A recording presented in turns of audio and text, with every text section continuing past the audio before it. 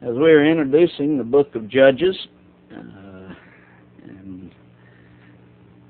on the memorizing this cycle, you don't have to memorize every word that I've got there, just the main thoughts like disobedience, disaster, desire for change, deliverance, dependence. Or if y'all want to put it in use different words, there have been different words used. Just know the cycle that's there. That's what we're saying. As we look at the book of Judges, the title comes from the Latin Vulgate. The Hebrew title, though, is also Judges. It's just a Hebrew word, and I'm not sure the exact pronunciation. Sophatim or Sophatim, something along that line.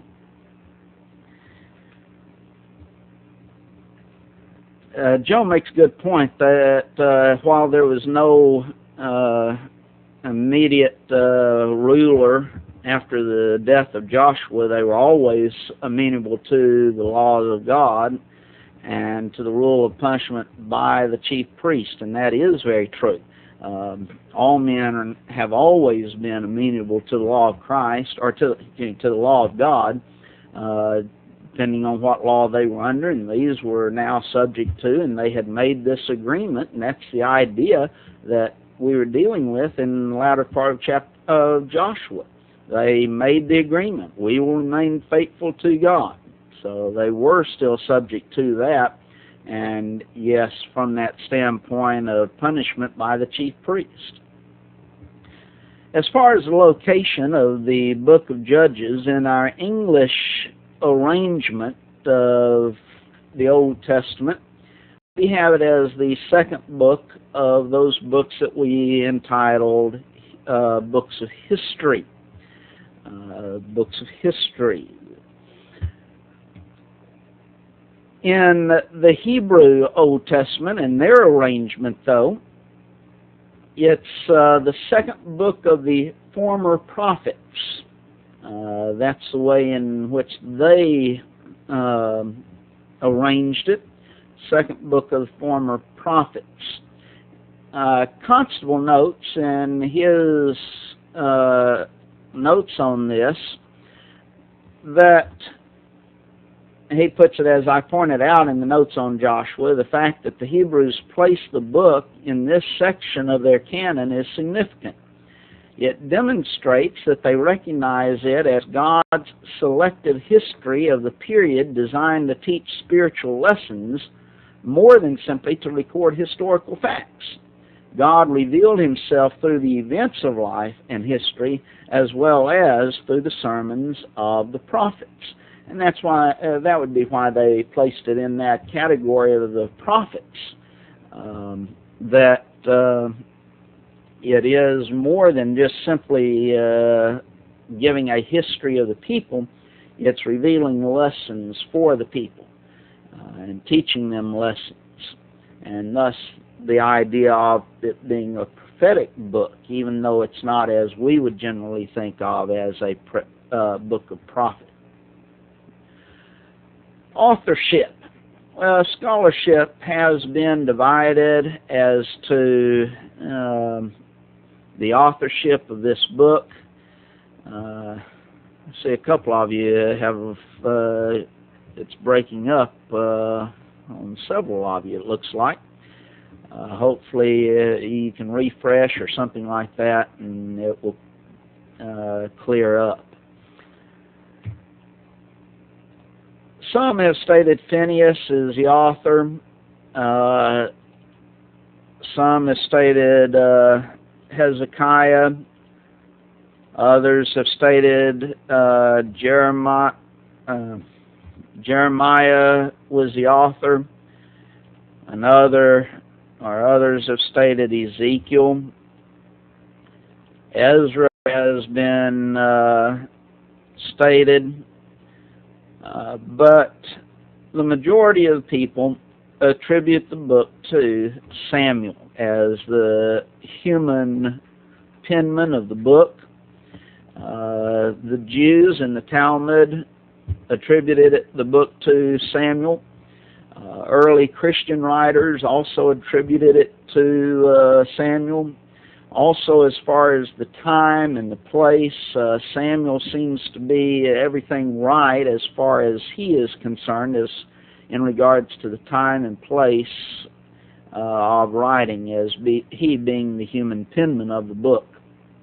We know, of course, when we're talking about authorship, that ultimately God is the author, and that we're talking about a human penman, while God is the true author of the book, and God is speaking or writing through them.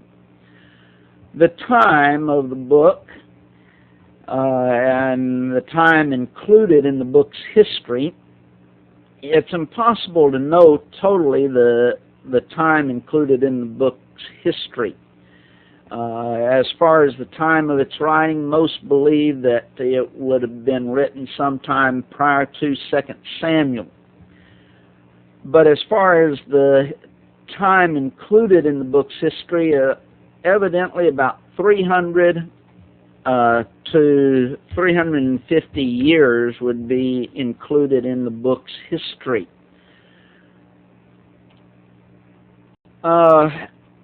If you should turn over to 1 Kings 6 and verse 1, that really is a passage that deals to a great extent and becomes one of those passages that is key to an understanding of time as far as the Old Testament is concerned. It says that it came to pass in the 480th year after the children of Israel were come up out of the land of Egypt, in the 4th year of Solomon's reign over Israel. And it goes on to define it in the month of Ziph, which is the 2nd month that he began to build the house of Jehovah.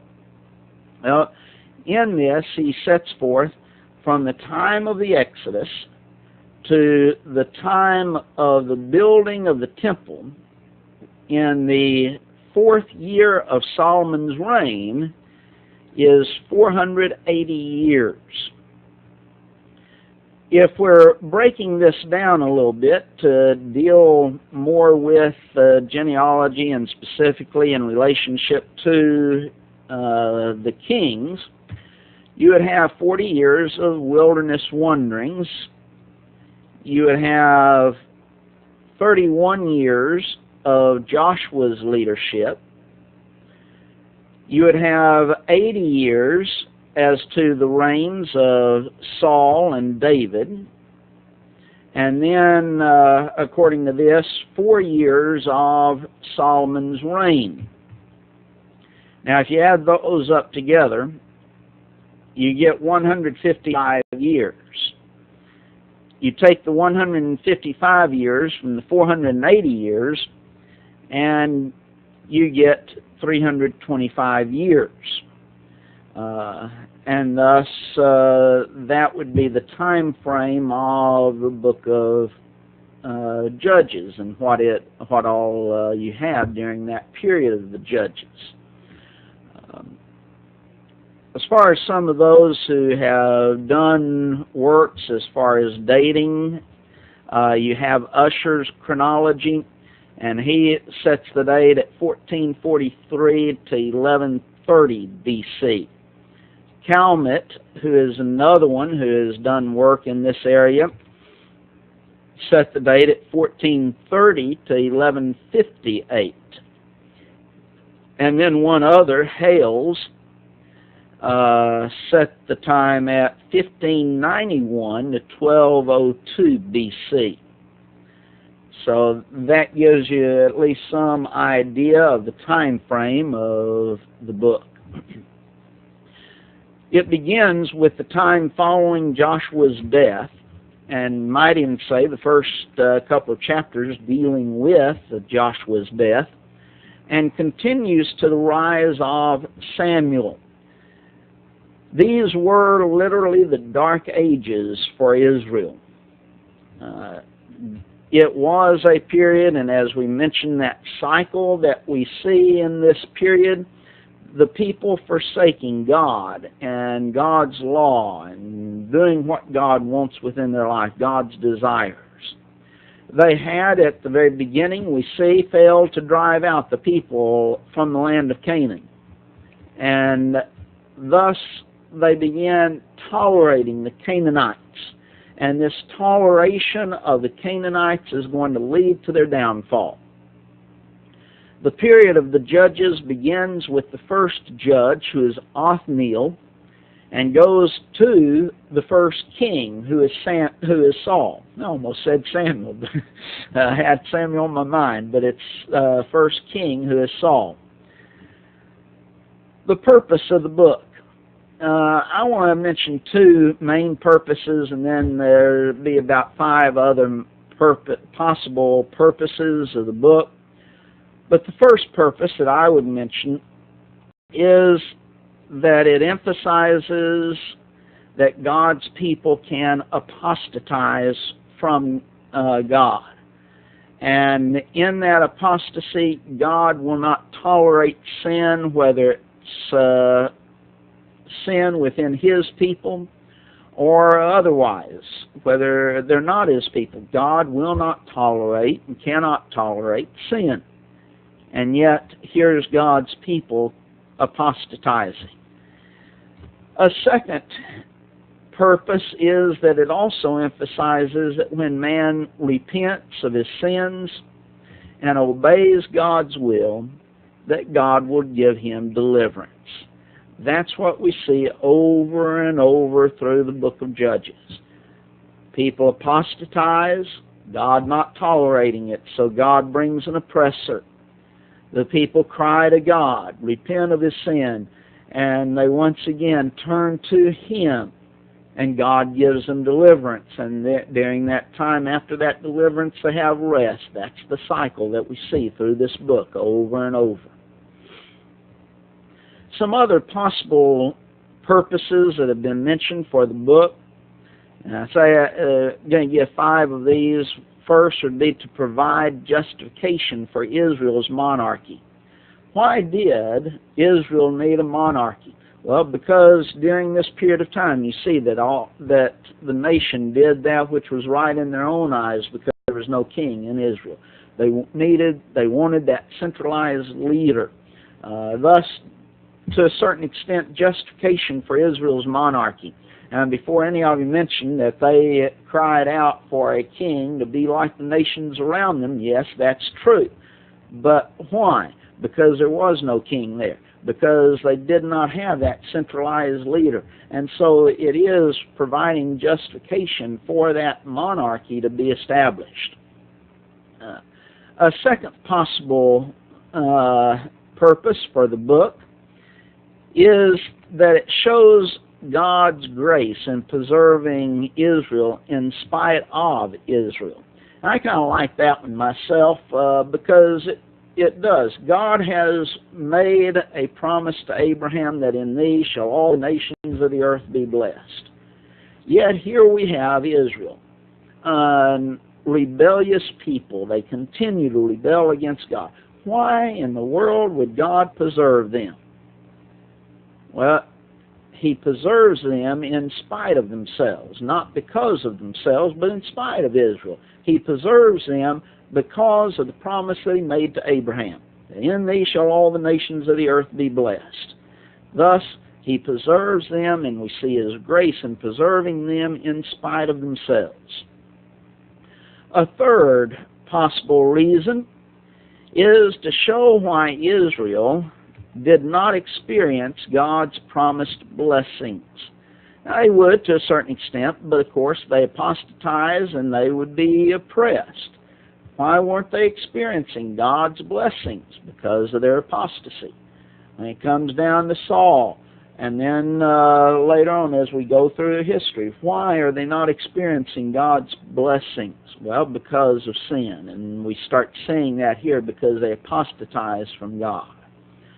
A fourth possible reason is to show Israel's spiritual condition, or to show Israel's spiritual condition determined its political and material situation. that their spiritual condition, and we would say that to a great extent concerning all nations. Solomon stated very clearly, righteousness exalteth the nation, but sin is a reproach to any people. Their spiritual condition determines their political and material situation. But you see that here with Israel being demonstrated a great deal. And then a fifth possible reason is to reveal the Canaanization of Israel prior to the United Kingdom. Why they were setting forth the aspect of why is these Canaanites in the land. Here's why: because they failed to drive out the land, and God used them to oppress the nation. And so the Canaanization of Israel prior to this United Kingdom. So there's some other possible purposes of the book. In my notes that, again, I'll probably send you at the end of this class, and especially seeing that I doubt that we will make it all the way through the book of Judges. I'll try and have my notes finished up, though, by then. Not totally. It's still a work in progress, but I'll then send you these notes, and in these notes there will be a detailed outline, which we will be following kind of loosely. Now then, let's get into the book itself. And in the first 2 chapters of Judges, what we have is the various conquests by Israel, Israel's idolatry, and the appointment of judges, Judges chapters 1 and 2. And in chapter 1 in particular, we have Israel's failure to drive out the Canaanites. They are failures in doing this that God told them to do. Drive out these Canaanites. They didn't do it. So they're a failure. And that's what we're going to see basically in chapter 1. In the first 20 verses is Judah's activity. It is after Joshua's death. And we won't read the text. We might down in chapter 2 in this as it goes through this cycle, but we're going to rely upon you to be reading the actual text so that we won't do it in class. It's after Joshua's death, and God is not appointed as successor to Joshua, as we mentioned in the introduction. But notice that it begins with a conjunction now. Now after the death of Joshua. The idea that beginning with this conjunction now shows that God intended for Judges to be a continuation of Israel's history, which ended with the death, or had ended at the death of Joshua, the book of Joshua. Well, this shows there's a continuation of this history now. Canaanite is used here when it says, who shall go up against the Canaanites first? We mentioned before that the term Canaanite sometimes is used for all of the nations which were dwelling in Canaan. At other times it's used for one specific tribe or nation in the land. Apparently here it's probably being used more from that specific tribe or that specific nation in Israel. It's generally determined by context as to which one of these it's dealing with. Well, they ask the question of God. God, who should go up first against them? If you remember in our study of Judges, and they making a treaty with, in Judges, or Joshua, the 9th chapter, making a treaty with people because they did not ask counsel of God. And here they ask counsel of God. And what a wise decision that is. God, we're seeking your wisdom, your knowledge as to, in this case, who should go up against the foe. Brethren, we need to always be seeking God's wisdom in all that we do. in every aspect of our life. It should be the attitude and the desire, God, what will you have me to do? And so I'm seeking God's wisdom as to what I do. God, what will you have me to say? So I'm seeking God's wisdom in what to say. Same thing we could say about our attitudes that we are to possess. Always seeking God's wisdom. Verse 2, God told them that Judah, or the warriors from the tribe of Judah, should go up first. You might compare with this what was prophesied basically in Genesis 49 and verses 8 through 12 in the prophecy of all of the tribes, that Judah would be the leader of the tribes, basically. He's the leader. Well, now then, God says, Judah, you go up first. Why? Well, very possibly because of that promise or prophecy in Genesis 49, 8 through 12. And God states, I've given them into your hand. And notice in that, and again, we've stated this many times through our study of Joshua, but again, it's emphasized here, it's God giving them into their hand, the nations into Israel's hand. God is doing this for them. Verse 3, Judah asked Simeon to help them in fighting against the Canaanites. Simeon was his brother from a physical sense, but also if you look at go back and look at the land that was given as it was divided up, a large portion of it had been given to Judah, and when it comes to Simeon, they received a part of the land actually that Judah had been given, because the land was too much for Judah. And so this was in the southern part of the area to the west of Jordan. And thus, because Simeon had received this land out of what had been given to Judah originally, it's probably that reason that they asked Simeon, their brother, for help now.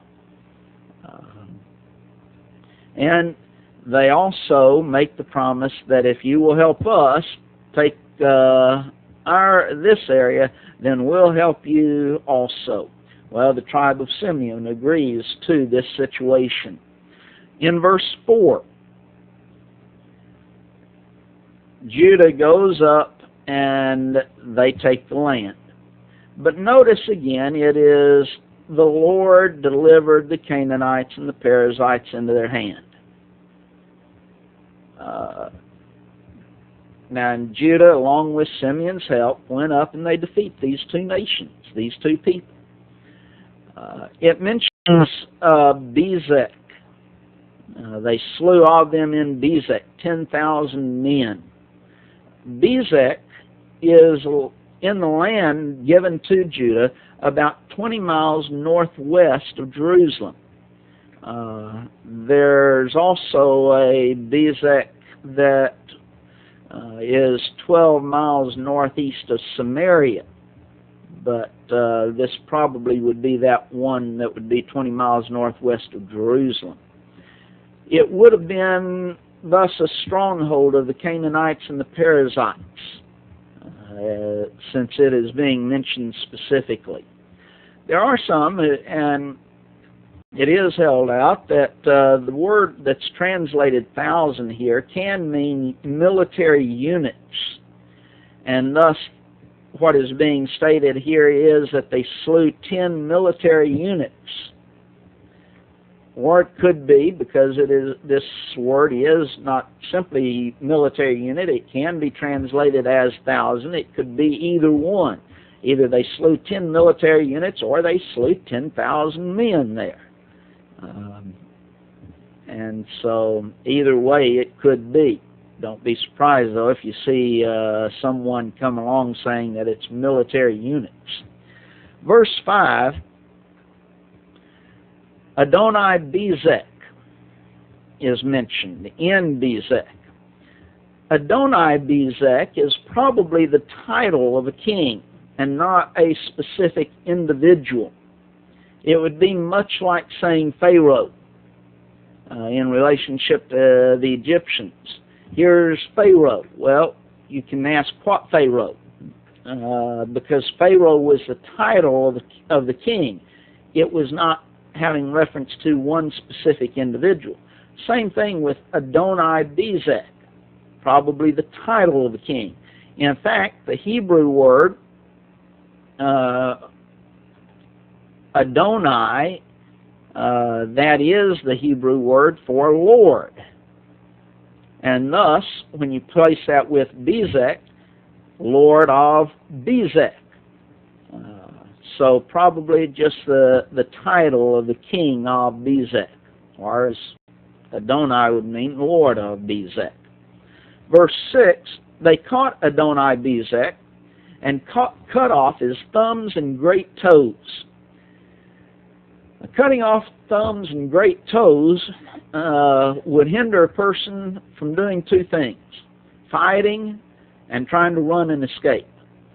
With the loss of the thumbs, it would make it almost impossible to hold a sword and fight or anything else in order to fight in that way.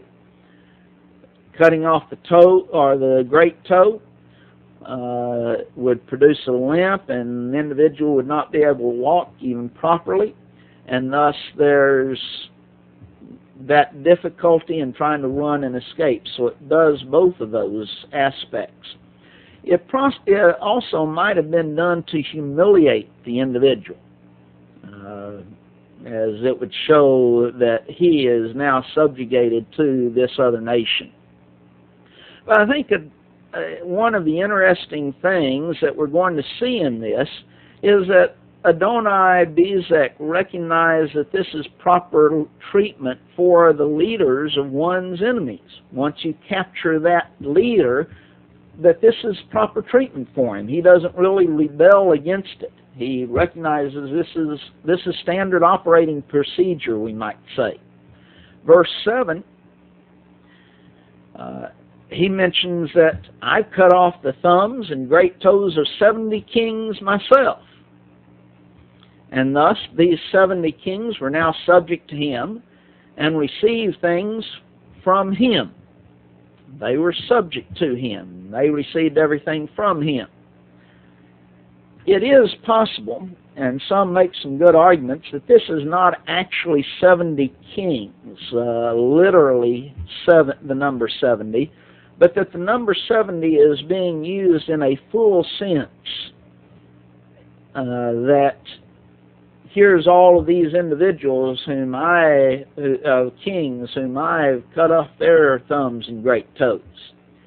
Or it might be that he is exaggerating his claim and not literally 70 men.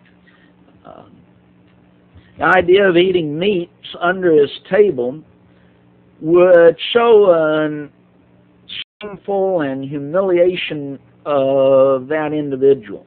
It is a humiliating, a shameful treatment, almost like treating a dog. You give him the scraps from your table. He's eating underneath the table,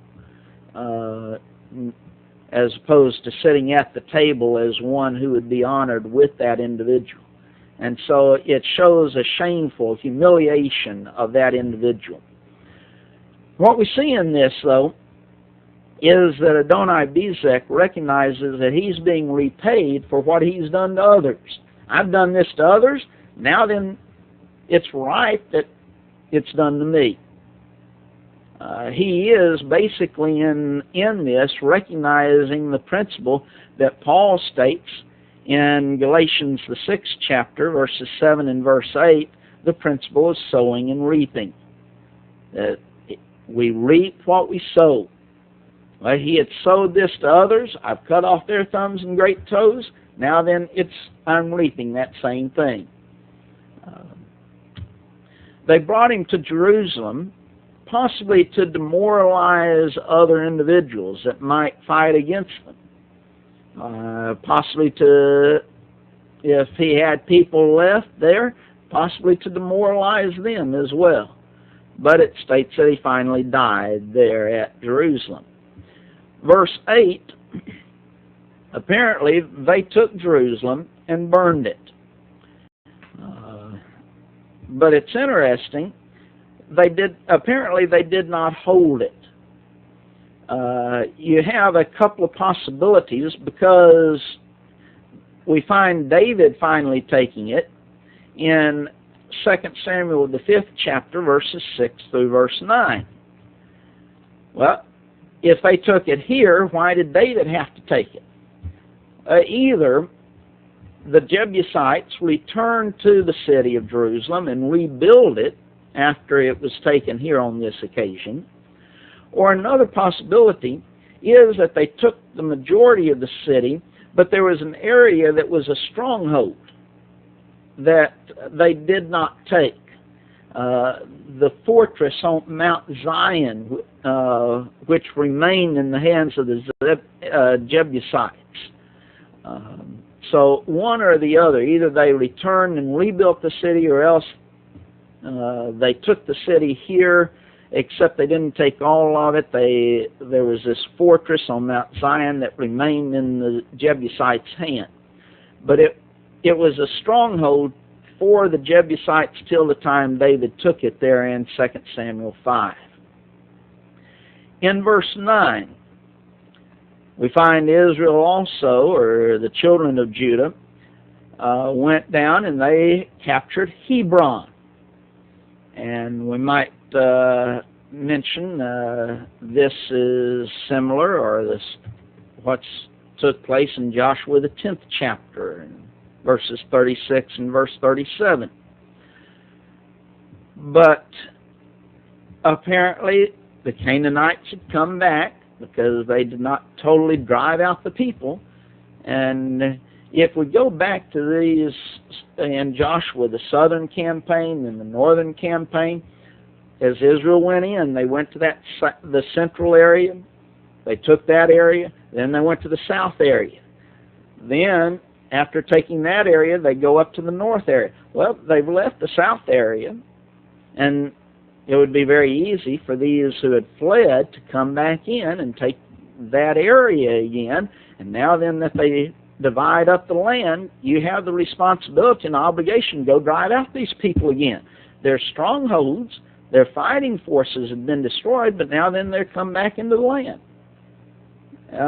Now then, thus Israel is having to go and fight, or Judah is having to go and fight against them again. Or it could be a reiteration of what took place there in Joshua the 10th chapter. In verse 10, there are some rulers of Hebron are mentioned. Sheshai, Hyman, and Talmai. These were rulers of Hebron. The word Hebron means association or confederacy. And thus, when we see that definition of Hebron, and we see here's these rulers, and mention several cities here, or several kings, well, these might be not Hebron might not be just one specific city. It might have been this association or this confederacy of these different kings. Kirjath Arba literally means city of four. City of four. And it possibly got its name from an alliance of four communities, or the four communities in that area. So it might not be dealing with one specific city. Confederacy, an alliance, a city of four. And again, there's three of the kings that are mentioned here specifically. In verse 11, goes on that this is basically, again, a restating of the events that are recorded in Joshua 15, verses 13 through 19. And they went up against the inhabitants of Debir. Then in verse 12, Caleb offers his daughter to whoever would take Kirjath-Sepher. Othniel, verse 13, is now mentioned as the first judge.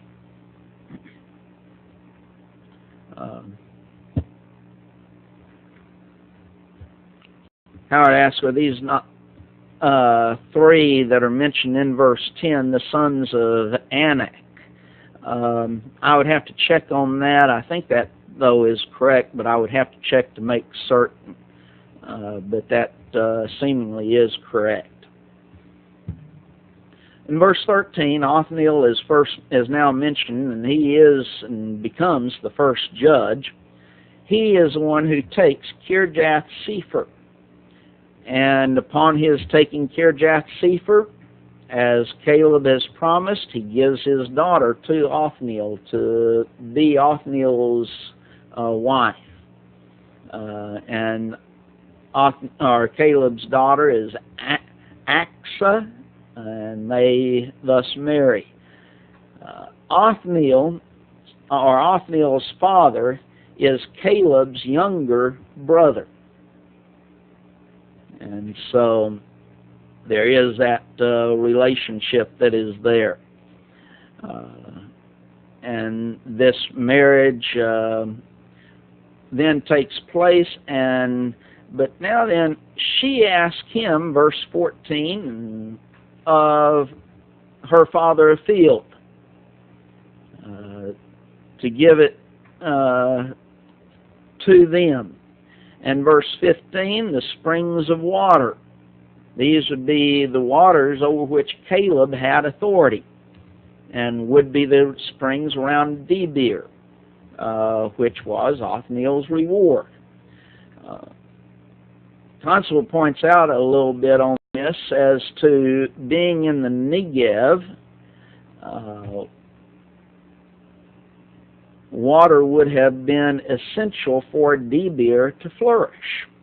So there was the need for that water, a great need for that water. And so here's Caleb's daughter asking for this area and these waters. In verse 16, mentions the children of the Kenite. Moses' father-in-law went up out of the city of the palm trees. Hiel and Dilich write this concerning the Kenites, that the Kenites were probably a branch of the Kenites mentioned in Genesis 40 and verse 19, along with the other tribes of Canaan, which had separated from the other members of its own tribe before the time of Moses, and removed to the land of Midian, where Moses met with a hospitable reception from their chief, Reuel, on his flight from Egypt. These Kenites had accompanied the Israelites to Canaan at the request of Moses, Numbers 10:29 and following. And when the Israelites advanced into Canaan itself, they had probably remained as nomads in the neighborhood of the Jordan near Jericho, which is the city of palms, verse 16, which we just read, without taking part in the wars of Joshua. Some say that the city that's mentioned here, city of palm trees, is Jericho. Others say that it's near Jericho, but whichever, it's right there in that area, if not the city of Jericho itself. Well, verse 17, Judah, along with his brother, destroys the Canaanites that inhabited Zephath, and they renamed it Hormah. Hormah means devotion or destruction. So that's the name that they rename it. Verse 18, we then have Gaza, Ashkelon, and Ekron being mentioned. These are three of the 5 great cities of the Philistines. The other 2, being Ashdod and Gath. So Gaza, Askelon, Ekron, Ashdod, and Gath would be the 5 great cities of the Philistines. Verse 19, God was with Judah. And because God was with Judah, Judah was able to drive out the inhabitants from the mountains. But it does mention here, they did not drive out the people of the valley. And it mentions here, the reason is because they had chariots of iron.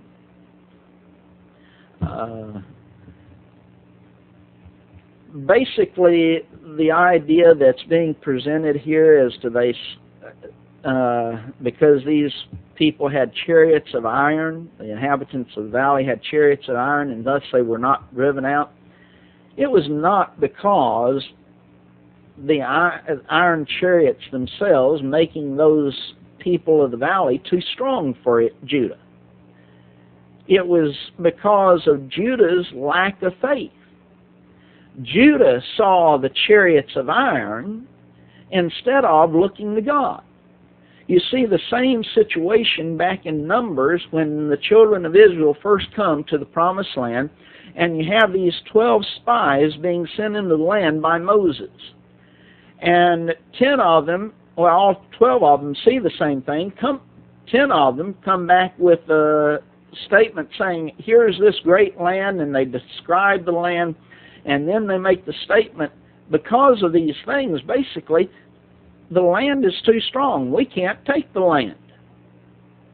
Joshua and Caleb, of course, saw the same thing, said, yes, God's with us. We can take the land.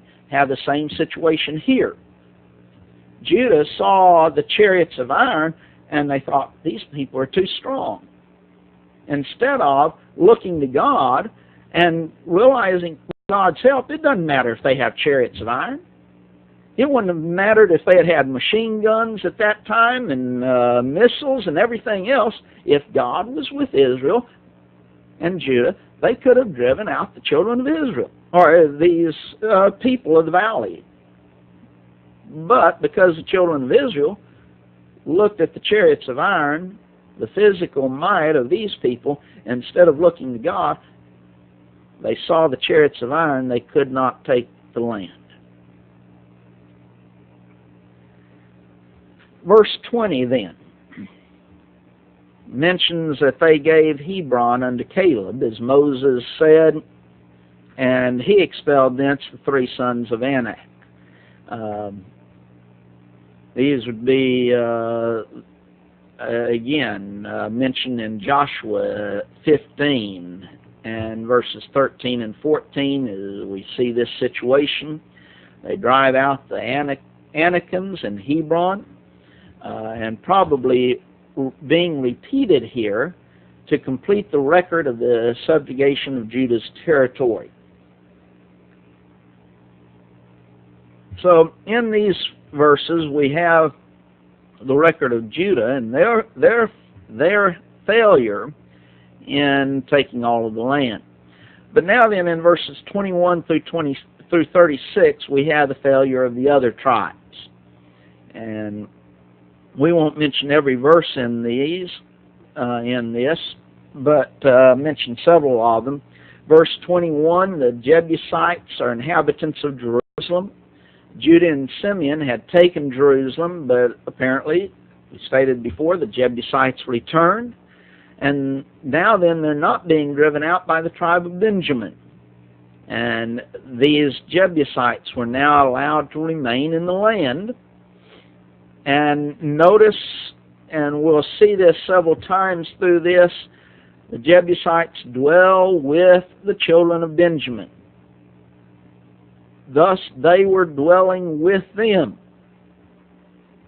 Israel tolerated these foreign nations. And because of this toleration, they come to accept them. And we would notice that it's Benjamin's failure in failing to drive them out that's the cause of this. And this is what 1:2 lead to the downfall law of Israel. Howard asks, has Caleb outlived Joshua?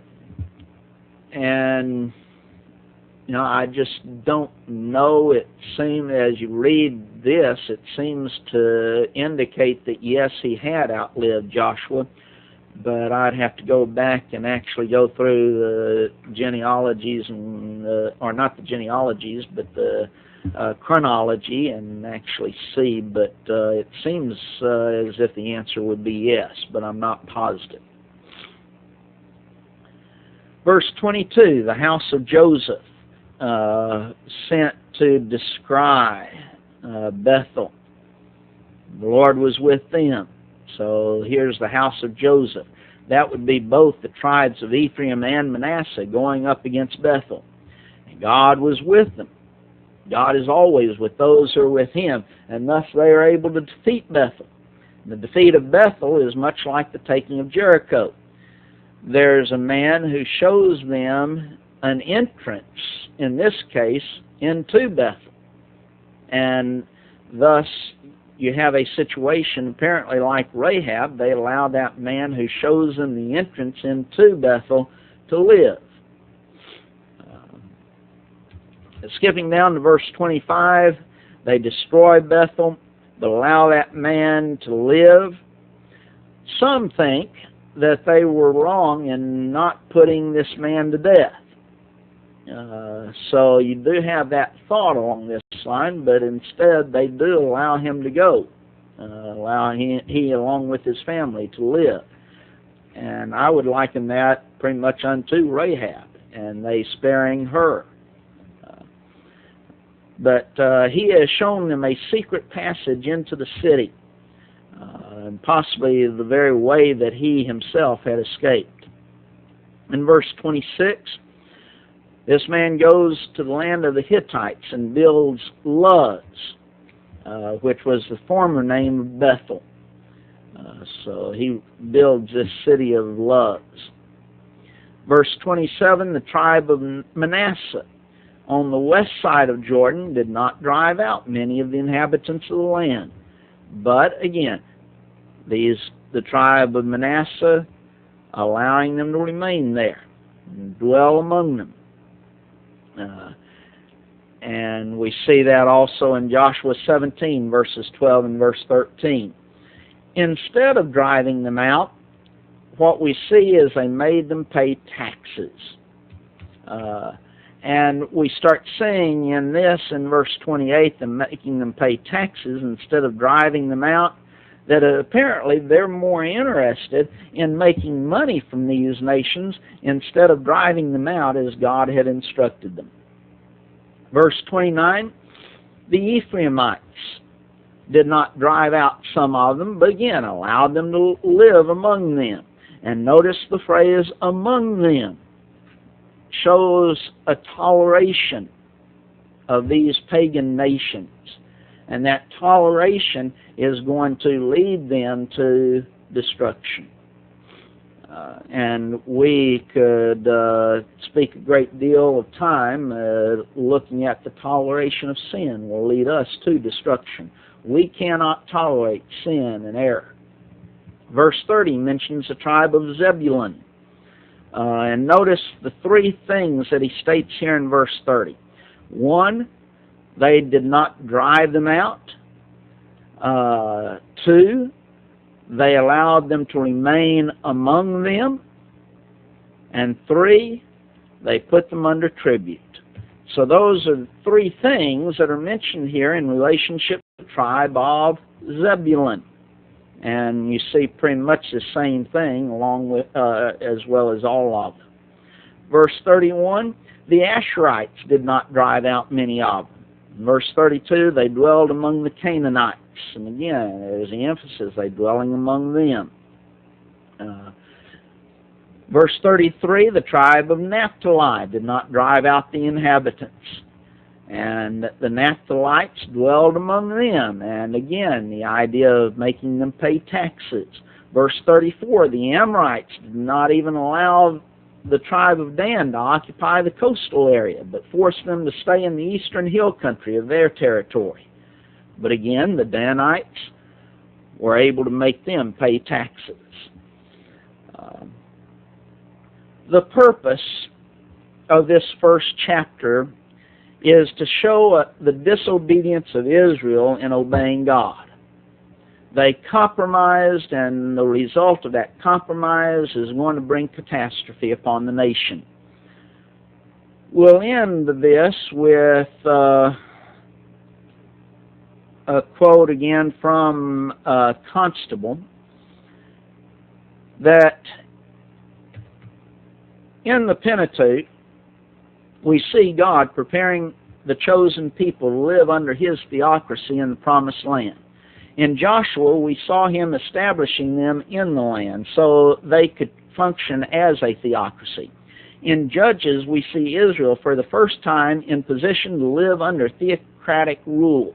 From the very beginning of Judges, we see that they failed to take advantage of their great privilege to be a unique nation in the world. They failed because they would not trust and obey God consistently, but allowed the Canaanites to remain in the land God wanted them to occupy exclusively. Theocratic rule began to break down as soon as Joshua's generation died. Consequently, God raised up judges to act as His spokesman in the theocracy. Eventually, He replaced them with the kings. The only time in Israel's history when the theocracy functioned as God intended it to was in the latter years of Joshua and in the early years of the next generation. The first part of this chapter describes that period. So our time's up this hour. I hope that's been profitable to you, and know that God will bless all of us as we continue to study His Word.